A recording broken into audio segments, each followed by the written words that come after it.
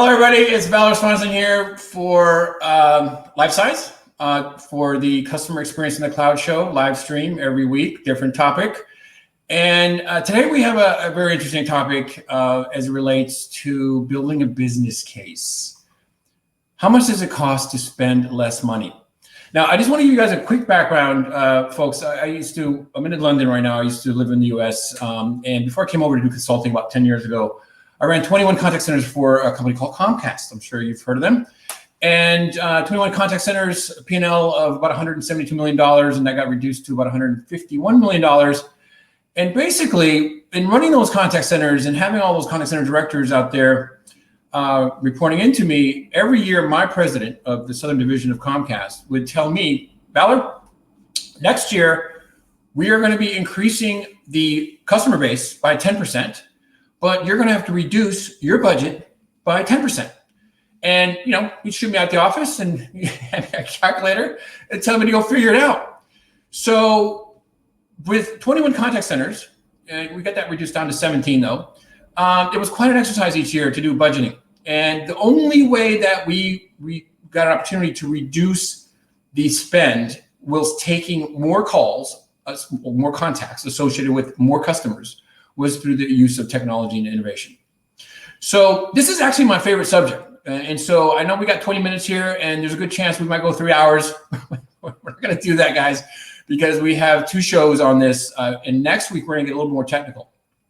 So as usual, we're gonna go into a quick reminder as to what we were talking about last time and why, and where we are on our show here. So we're in a 5-part series of understanding the importance of CCaaS, customer experience in the cloud.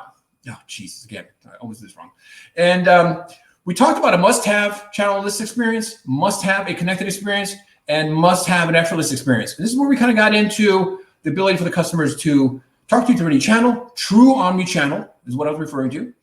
A connected experience where you've got a profile on the customer, you understand all the information about them that you need to service them in a way that they feel like you're their best friend, best buddy.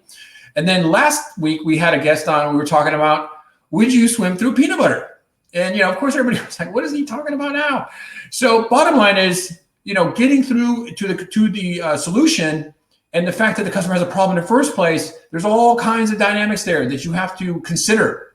And without, doing the show again, please go back and watch that one. It's one of the more interesting ones because there are some things in there that are quite counterintuitive as it relates to customer experience that you should consider about the whole delighting versus low effort and all that stuff. So today we're talking about how to build a CCaaS business case, and then next week we're going to talk about the second part of that, which we're actually going to get into a model, a spreadsheet model, a simplified version. We're not going to go through some, spreadsheet hell. We're going to show you something, a model that you guys, I think everybody can understand what the key components are and what you need to display to your boss or the CFO, if he's your boss, or CIO, or COO, or CTO, whoever, to make sure that you are not just going in there and sharing all the bells and whistles of the technology, but exactly what it's going to do financially for your company. And then finally, in a couple of weeks of time, we're going to go into how do you evaluate a CCaaS company, what criteria you should be using, what the big boys out there are using, Gartner, Forrester, what kind of things that they look for when they're evaluating guys, and how you can indoctrinate some of those things into actually evaluating the CCaaS company of your choice. So 3 takeaways from last week, guys. And pardon me, there's some sunshine here in the UK. It's like seeing a UFO. So I'm all squinty. It's like the sun's burning my eyes. So pardon me if I'm squinting the whole time. I'm next to a window here and it's sunny. It's a good thing. It's a good thing. But anyway, swimming through peanut butter. Okay, guys, remember you want to make sure that you realize that delighting your customers in the service channel isn't where it pays off. You delight your customers by them not having to call you in the first place. And the next second best thing is to not screw up the call or the effort that they are pushing out and putting out to get a hold of you by making it effortless. Remember, customer service drives disloyalty, not loyalty. A customer is 4 more times likely to leave you, to not be loyal to you if they have to make customer service calls. Counterintuitive, right? But just check out the previous blog. And the last one here is key to mitigating disloyalty is reducing customer effort. Now, if there was one thing in life that you had to do in customer experience world, if you were that professional, that right there that's going to get you promoted. That one right there will handle everything as it relates to customer sentiment, customer satisfaction. That net promoter score is reducing the customer effort. I mean, I can't say this enough, and I have been through so many consulting projects where this is the nexus of the entire thing right there. So remember those 3 takeaways from the previous show. So let's set the scene today. We are going to be talking about business case, right?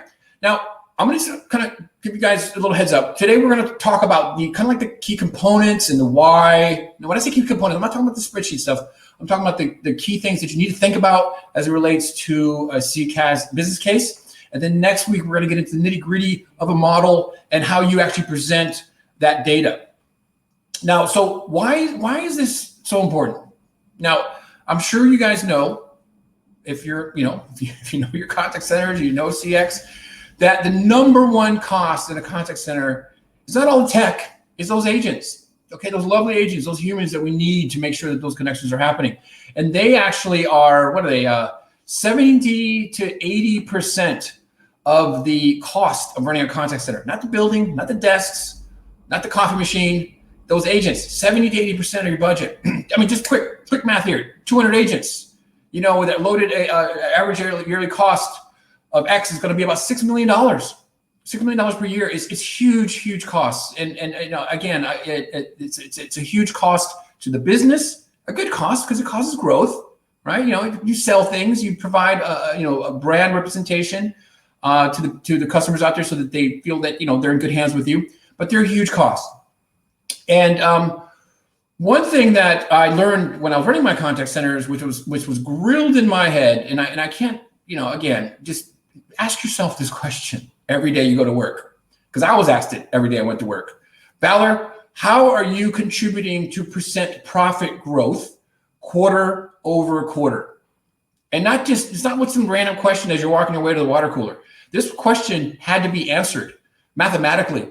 How are you with your contact centers contributing to percent profit growth quarter over quarter? And that means basically, how are you reducing costs and how are you increasing your sales using your contact center? And I want that boiled down, completely reverse engineered to a point by point contributing to percent profit growth, not the profit percentage, but are you adding a point of profit to the business, Valor? Are you adding 2 points of profit to the business? And specifically, where are you doing that?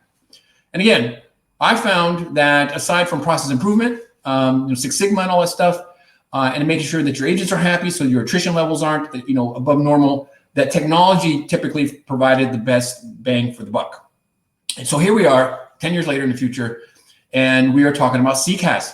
Life Size, oh God, again, Life Size, there we go, right? Life Size provides a CCaaS platform, and it's a unified platform. All those CCaaS platforms are unified platforms so that the customer can contact you online, web forms, text, social media, so forth and so on. So you basically got one pipe with multiple pipes in it via the internet, because it's in the cloud, to get a hold of your agents and to be able to resolve their issues, or your AI or your chatbots or whatever it might be that you're requiring to help the customer get what they need to get done sooner than later because they like that fast response time. So think about what I said earlier. Valor, we're going to be reducing your budget by 10%, but we're going to increase the customer base by 10%. And you, dude, leave my office, figure it out, and basically we're going to, the entire 5 years I was doing this, every year that was the storyline.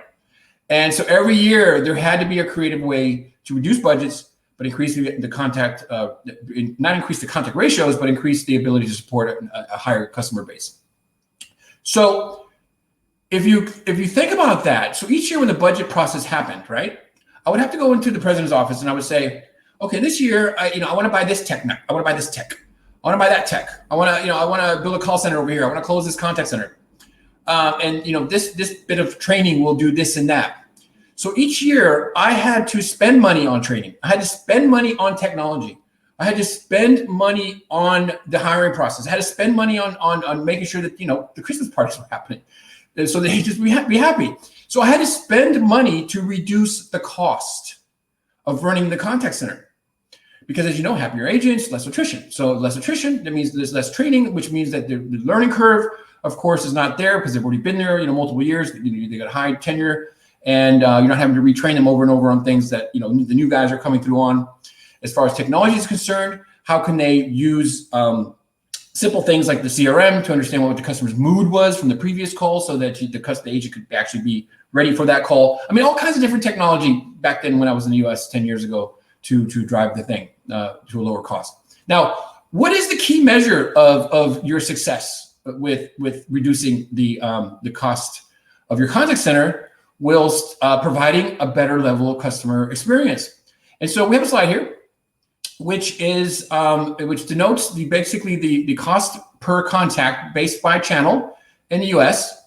And basically a call center support, technical support, you know, as long as you're like on the phone for half an hour trying to figure out what's going on with your router or, how to put memory in my computer, so on and so on. Those are quite long calls. And they're about $12 per call.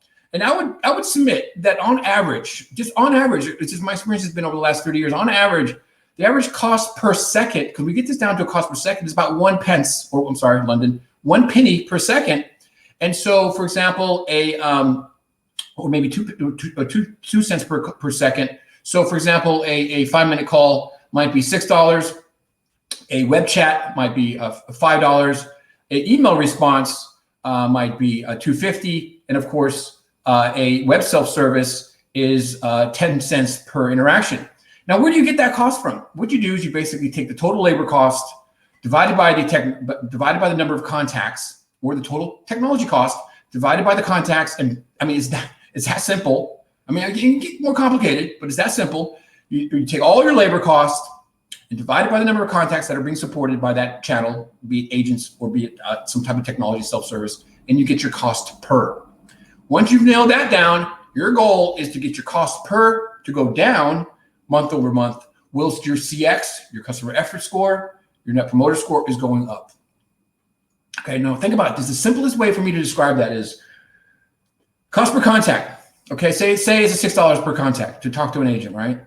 And you have got not good first call resolution, the customer gets transferred, or the customer has to call back because they didn't like the agent. The agent wasn't very nice. So that's 2 calls, right? So that's $12 for 2 calls.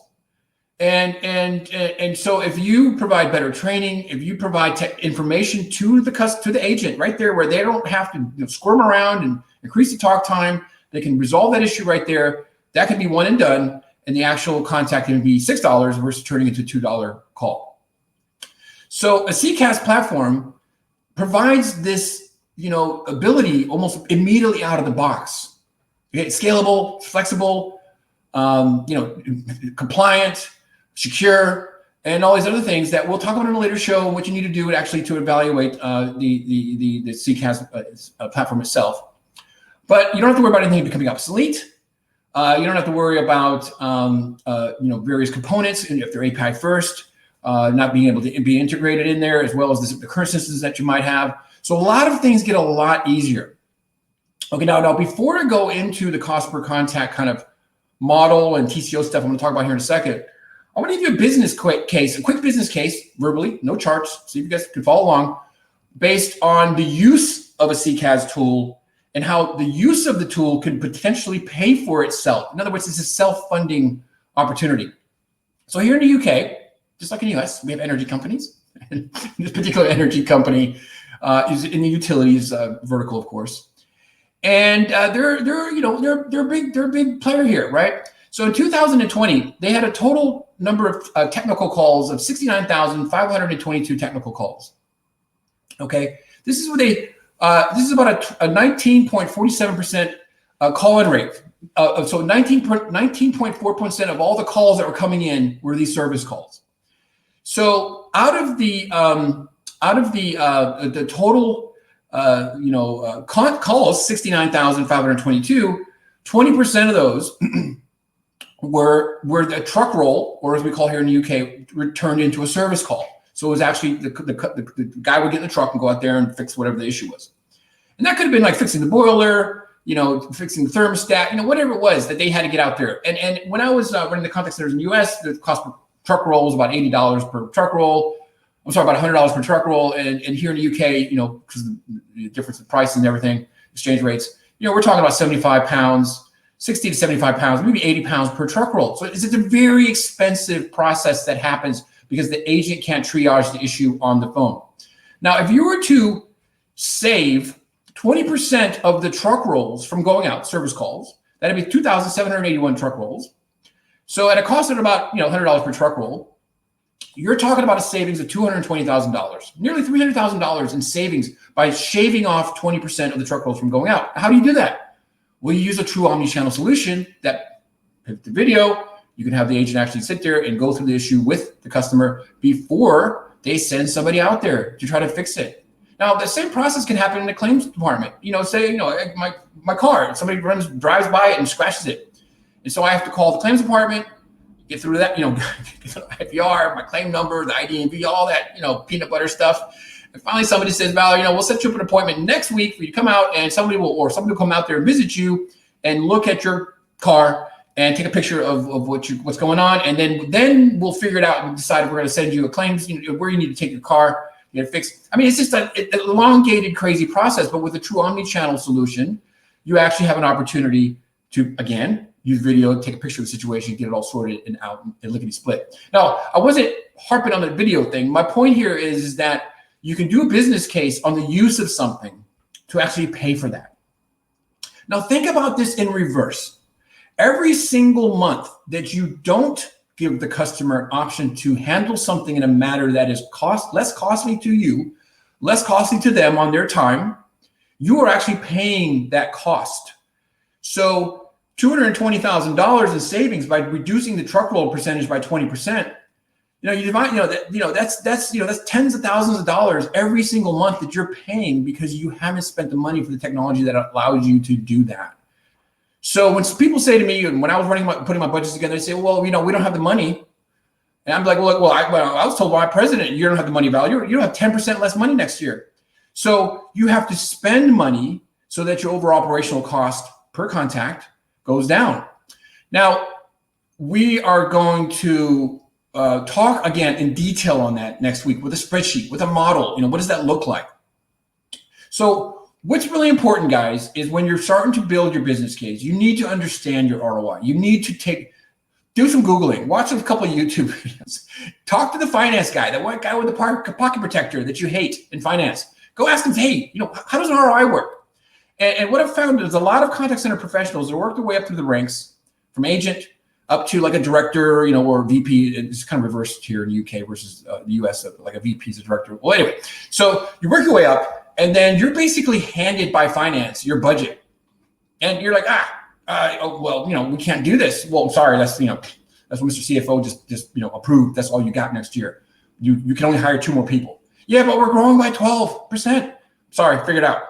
And then they don't think about like transfer rates. They don't think about first call resolution rates. They don't think about all these things that you're having to deal with, these operational KPIs that you're having to struggle with to actually make sure that you can somehow do it with only 2% more people, 2 more people. And so what happens? You go into overtime, you start outsourcing things, and all of a sudden you go over budget, and the world's just crazy. So that's why you have to understand how the technology can reduce your cost per contact by doing a channel mix change. There's, you have, 80% of your calls, 90% of your calls going to voice. How do you change that so that goes to 70%? So some of it's going, some of it's being sorted in the IVR, some of it's being sorted by AI, some of it's being sorted by chat. What is the cost per contact in these different channels? And exactly what does that do when you roll it up, extrapolate it into a total cost per contact? How is the reduction before you put that technology in? And what does that mean to your overall budget? So I'm going to show you next week, guys, how you can take 1 million calls, 1 million contacts, and they're not all calls, but 1 million contacts with 200 agents with a set talk time, and actually put in a CCaaS contact center, as a solution, as a subscription-based contact center in the cloud solution. I screwed that one up, but you know what I'm saying. The technology in place, a true omnichannel technology, again, from any one of these guys out there. And basically, because of the channel mix, you're going to be able to reduce your cost per contact because now the contacts are being handled by less humans. So you technically, in the model I'm going to show you how you can take 1.2 million calls versus 1 million calls with 184 agents. That's right, 16 less agents. Okay, so you're saving whatever 16 times 25,000 pounds or euros or dollars, or the fully loaded cost of $32,000. You're saving that. And again, it's going to be natural attrition. You're not going to march 16 people out of the office. As soon as you get your new tech installed. But the reality is you're gonna be able to handle more, provide a better customer experience with less people, with a higher customer base, and then able to feed that information back to the field to say, listen, guys, there's some process improvements that need to occur out there. So we're getting less calls in the first place. Remember, no call, what's a good customer service is no customer service, that book that we talked about last week. So invest in that research. Seriously, invest in that research, get out there, watch some YouTube videos, talk to the guys in finance, look at a few models. There's all kinds of things out there that can show you how to do it. I'm going to show you how to do it next week. So make sure you take the time to do that. Nobody in IT, the CFO, the COO, they're not going to buy, oh, it has video.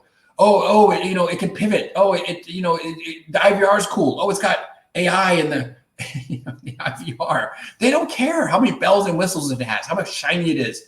They want to know, how are you going to contribute to percent profit growth quarter over quarter? And you need to be able to articulate that. So in kind of, recapping here, know your ROI, invest in the research, and present multiple options. So why is this important, guys? It's important because you need to be financially astute, not operationally astute, but also financially astute, so that you are sitting at the adult table at Christmas. Remember the show we did a little while ago where, they were talking about that, the contact center is a necessary evil. Well, you want to be sat at the, you don't want to be sat at the kiddie table. Okay. You want to be there with the big boys because you've got a huge budget, 200 agents, $6 million. And you want to be able to articulate exactly what you're doing to contribute to profit growth by using that technology in a manner that actually demonstrates that that's occurring month over month, that's actually, you're actually lowering the cost and contributing to percent profit growth. Now, there's another thing that is really important as well, is understand that you're going from a CapEx budget to an OpEx budget. You're going to be talking about potentially TCO, total cost of ownership. So we're talking about like all the technicians that you got certified to support the on-prem solution. What happens to that when you get a contact center in the cloud solution? Do you need those? Do you need that anymore? How that cost is removed? And then finally, the fact that when these technologies are put into place, they are operational immediately. The only thing that slows down the benefit of these things working is how fast you can get your agents trained up and how you can get the flows and all the FAQs and all the web help actually working in a manner as fast as possible so you reap these benefits. So there's a time factor as well as it relates to your opportunity cost. And that is related to, of course, to the faster implementation. So, and the flexible scaling and all these other things we've talked about in previous shows. So I want you to think about something. When somebody comes to you and they're trying to sell you something, or you're trying to actually pivot to, not pivot, but present to your leadership team that you want to get this technology, right? You have to come to them with a model that shows that it will cost less in the long run by spending this money, because it will. You're not going in there and say, hey, I want to increase my budget by 30%. I mean, that would just be ridiculous. I would have been fired.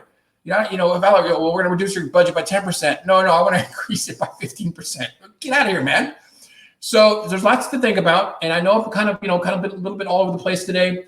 But there's a lot to think about, and it'll become very succinct and deliberate in the model that I'll be showing you next week.